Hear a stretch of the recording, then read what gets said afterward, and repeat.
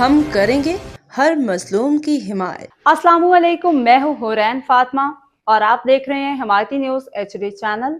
نظر ڈالتے ہیں آج کی اہم خبروں پر۔ کراچی بھینس کالونی میں سرعام گائے چوری، CCTV فوٹیج منظر عام پہ عوام سے تعاون کی اپیل۔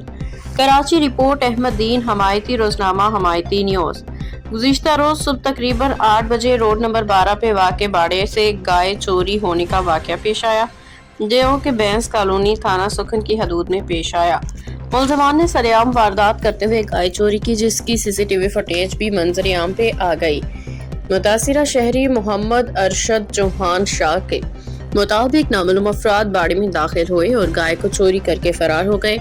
CCTV فوٹیج میں ملزمان کی سرگرمیاں واضح طور پہ دیکھی جا سکتی ہیں، جس کے باعث ان کی شناخت میں مدد ملنے کا امکان ہے۔ متاثرہ شخص نے عوام سے اپیل کی ہے کہ اگر کوئی بھی ان افراد کو جانتا ہو یا اس سے واقعے سے متعلق کسی قسم کی معلومات رکھتا ہو تو فوری طور پہ درج ذیل نمبر پہ رابطہ کرے 0305128599۔